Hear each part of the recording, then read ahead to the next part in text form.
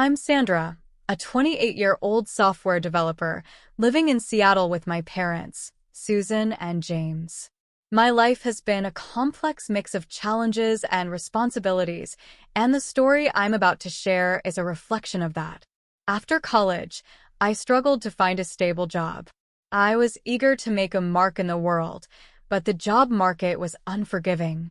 It wasn't until I stumbled upon a freelance software development opportunity that things started to change. I began working from home, earning around $2,000 a month at first. The income was modest, but it provided me with a sense of purpose and control. As I gained more experience and took on larger projects, my earnings grew to a steady $5,000 a month. I was proud of my progress, and it allowed me to contribute significantly to my family's finances. However, living with my parents was not without its struggles. My mother, Susan, was very traditional and skeptical about my work-from-home job. Despite my explanations about remote work, she never seemed to fully grasp its legitimacy. "Sandra, how can you make so much money without leaving the house?" she'd ask. She was always worried that my job was not real and often hinted that I might be involved in something dubious. No matter how many emails from clients or salary statements I showed her, Susan remained doubtful. The tension between us grew as she continued to spend money lavishly. Her shopping sprees often put extra pressure on our budget. Even with my contribution, which included covering $1,500 a month for household expenses and helping with utility bills and groceries, Susan's extravagant spending added to the strain. My father, James, tried to support us as best as he could, but his pension was just not enough. Things took a turn for the worse when James fell ill. His health deteriorated rapidly, and he was forced to retire early. His pension was reduced to just $1,200 a month, and with Susan's spending habits, it was clear that we were in financial trouble. I felt a strong sense of duty to support my parents, so I decided to stay home and manage our finances. I covered more of the household expenses, including the mortgage, which was $2,000 a month, and other bills. My contributions amounted to around $3,500 monthly. I hoped that my efforts would alleviate some of the financial burden from my parents. James, who had always been understanding and supportive, appreciated my help. "Sandra, thank you for everything," he'd say, his voice weak but sincere. Despite my best efforts, Susan remained ungrateful and continued to question my work. Our relationship was strained, and every conversation seemed to revolve around my job's legitimacy or her dissatisfaction with how I was managing things. Things became even more complicated when my brother, David, and his wife, Anna, decided to move back in with us. They arrived one evening, and I was shocked to see them at the door. Susan had invited them without telling me. David worked for a reputed company, and Anna was a housewife. I had always thought they were doing well financially, so their sudden move in seemed unexpected. David and Anna quickly began to treat me like an intruder in my own home. They demanded that I contribute more to the household chores, despite my busy work schedule. "Sandra, we need you to help with breakfast and cleaning," Anna said one morning, her tone sharp. I tried to explain that I was working and couldn't take on additional responsibilities. David and Anna's demands only added to the already mounting tension. Susan, who had always been critical of my work, now seemed to side with David and Anna. She echoed their frustrations and implied that I should do more around the house. The pressure was immense, and I felt suffocated. My contributions, both financial and otherwise, were overshadowed by their constant criticisms and demands. The turning point came when James's condition worsened, and he had to be hospitalized. The stress of managing the household while supporting my father became overwhelming. David and Anna, now fully settled in, pushed even harder for me to leave the house. They argued that my presence was unnecessary and that it was time for me to make way for them. I realized that I couldn't continue living in this toxic environment. Despite my efforts and sacrifices, I felt like an outsider in my own home. As the situation grew more hostile, I knew something had to change. The mounting tension was too much, and I had to consider what was best for me and my well-being. Sandra's story, as I've shared it so far, is a testament to the challenges of balancing familial responsibilities with personal dignity. As I faced growing hostility from my own family, I knew that making a difficult decision was inevitable. I had to decide whether to continue enduring this strain or to take a step that might finally bring me the peace I desperately needed. The journey ahead would be filled with tough choices and revelations, but one thing was clear. My life was on the brink of a significant change. Things started to unravel faster than I anticipated. With Dad's worsening condition and his hospitalization, the tension at home became unbearable. David and Anna's presence, instead of being a support, felt more like an added burden. The dynamic had shifted drastically, and I felt increasingly alienated. When Dad was admitted to the hospital, my daily routine became a whirlwind of managing household responsibilities and visiting him. The hospital bills were piling up, and despite my consistent $3,500 monthly contribution, the financial strain was evident. Susan's spending habits had not changed, and now, with the additional medical expenses, it was clear that we were running on thin ice. David, who had been working at a reputed company, was suddenly let go from his job. It was a blow to the family, as his salary was crucial to our finances. With him now unemployed, the financial pressure on me increased. David and Anna's move had already strained our budget, but now it was clear that my income, which had grown to $5,000 a month, was being stretched to its limits. Anna, who had always been critical, became even more demanding. "Sandra, we need to cut down on expenses. Why don't you do more around the house?" she would say, as if managing my software development work and covering a large portion of the household expenses wasn't enough. I felt trapped in a situation where my efforts were not only unappreciated, but also used against me. Susan's attitude only worsened. She sided with David and Anna, seemingly forgetting the sacrifices I had made. "Sandra, you need to do more," she'd say. Her demands were becoming unbearable. The constant questioning of my job and my role in the household made me feel as though I was being pushed aside in my own home. One evening, after a particularly exhausting day of juggling work and hospital visits, Susan and David sat me down. They expressed their frustration over the state of the household and implied that I was not contributing enough. "Sandra, this isn't working out. We need to find a solution," David said, his tone laden with irritation. It was clear that their patience with me was running thin. The hostility was palpable, and it seemed that no matter how much I gave, it would never be enough. David and Anna's demands grew more unreasonable, and Susan's support for them left me feeling isolated. As the days passed, the atmosphere at home grew increasingly toxic. The conflicts between us were constant, and every small disagreement seemed to escalate into a full-blown argument. My efforts to maintain a semblance of normalcy were met with resistance and hostility. I was spending $2,000 a month on mortgage and $1,500 on other household expenses, but the constant financial pressure and emotional strain were taking their toll. The situation reached a breaking point when Susan, David, and Anna began to openly discuss the idea of me moving out. "Sandra, maybe it's time for you to find your own place," Susan suggested one afternoon. Her words were like a knife twisting in my side. I had already been feeling like a stranger in my own home, but hearing them talk about me leaving made me feel completely unwelcome.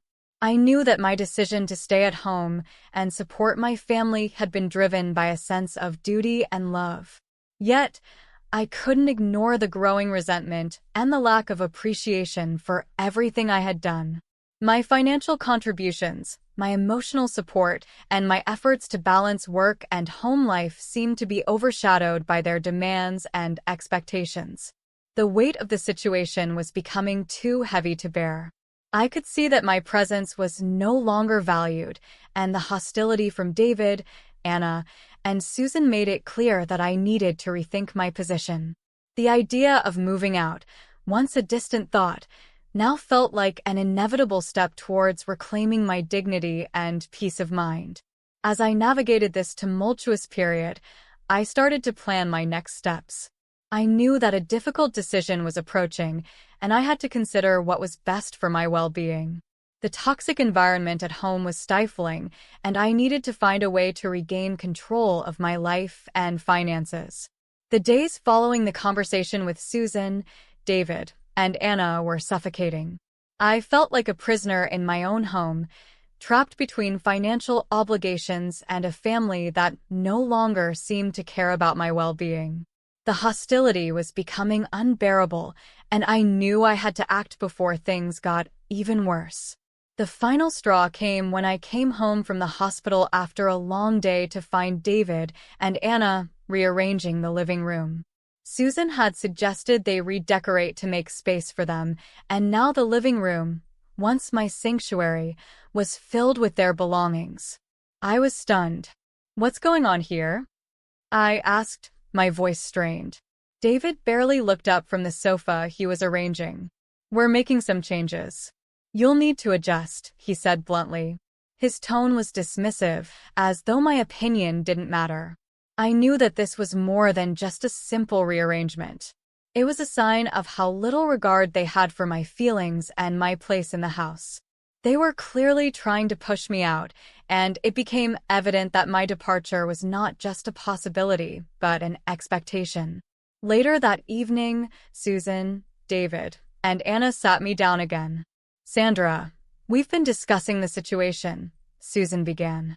"With the extra expenses from the hospital and everything else, we think it's best if you find a new place to live." I felt a surge of frustration. "You think it's best? I've been supporting this family with my salary. I'm the one keeping this house running," I exclaimed. David's face was set in a hard line. "We need a fresh start, and frankly, we can't keep up with the expenses with you here. You need to move out and make space for us." Their words were a punch to the gut. They were pushing me to leave, not because they couldn't afford to stay, but because they couldn't handle the reality of their situation and were taking it out on me. My monthly contribution of $5,000 was no longer enough to cover the mounting expenses, and their financial mismanagement had only added to the burden. That night, I sat alone in my room, feeling a mix of anger and sadness. I realized I had to take drastic measures to protect my own well-being. I decided to transfer the money I had been using to support the household into my own account. It was a sum of about $15,000 that I had saved up to cover my share of the bills, mortgage, and other expenses. I knew that this action would have serious consequences, but I couldn't keep pouring my money into a bottomless pit while being treated like an outsider in my own home. I set up the transfer late at night, feeling a strange mixture of relief and guilt. Relief because I was taking control of my finances and my life, but guilt because I knew it would leave Susan, David, and Anna in a difficult position. The next morning, I packed a few essentials into my car and prepared to leave. As I walked through the house one last time, I took a deep breath, trying to absorb the weight of the moment.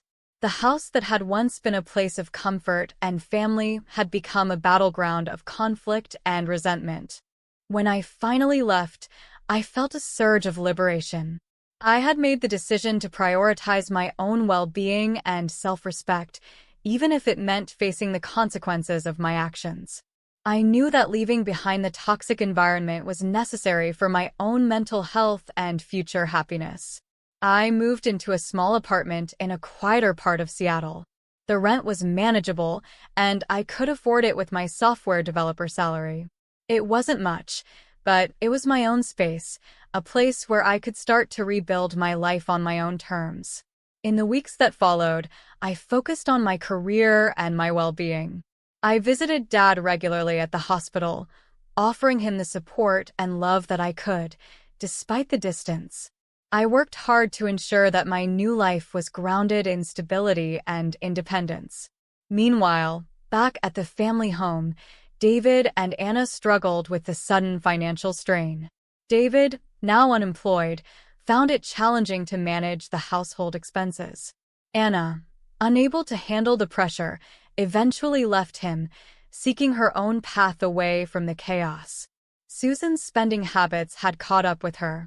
Without my financial support, she struggled to cover the bills and faced mounting debts.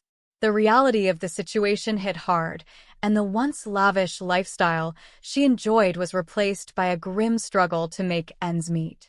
As I settled into my new life, I felt a sense of accomplishment and peace. I had made a difficult choice, but it was one that allowed me to regain control of my own life. The road ahead was uncertain, but I was ready to face it with newfound strength and independence. The weeks turned into months, and as I settled into my new apartment, I found myself embracing a renewed sense of freedom. My small apartment in Seattle was a stark contrast to the bustling family home, but it was my sanctuary.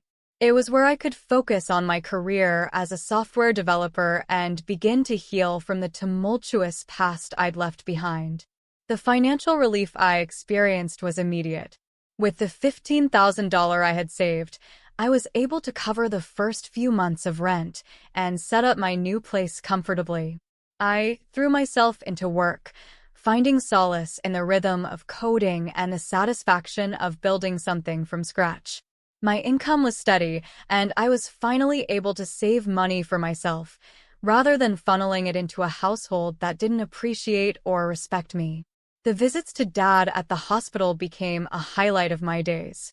His condition was slowly improving, and though he was still far from fully recovered, seeing him more regularly brought us closer together. I made it a point to be there for him, offering both emotional support and practical help where I could. It was a small comfort amidst the chaos of my previous life. Back at the old family home, the fallout from my departure became evident. David struggled to manage the household finances.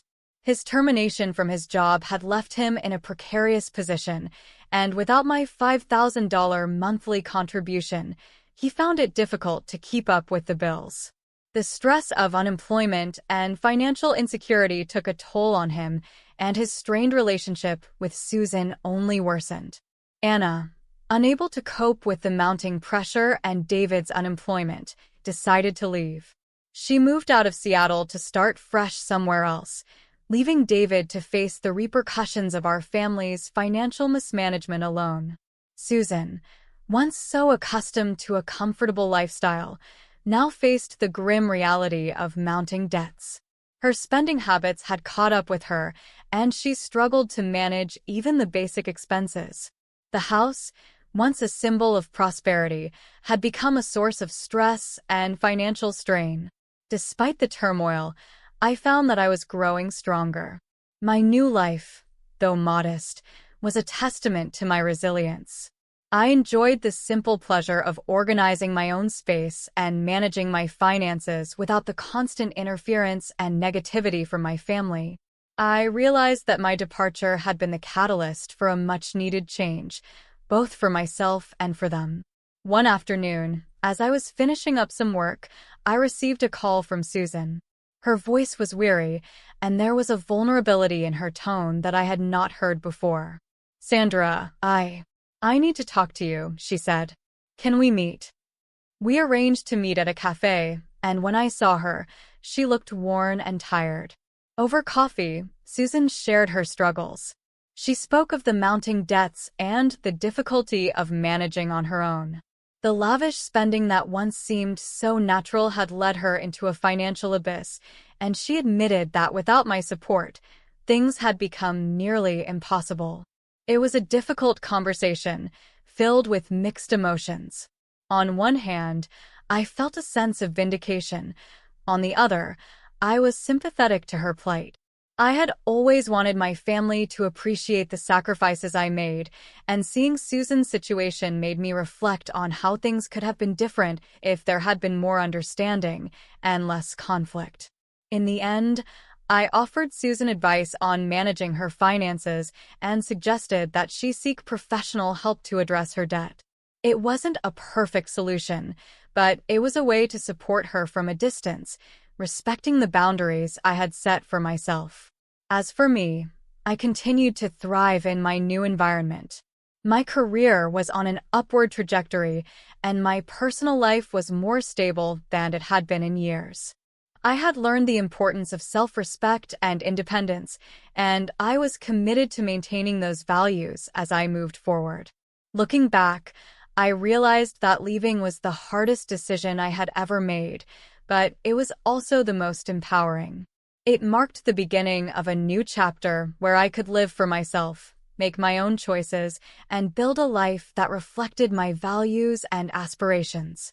My family's struggles were a stark reminder of the consequences of financial mismanagement and the importance of appreciating those who contribute selflessly. As I embraced my new life, I hoped that they, too, would find their path to resolution and growth.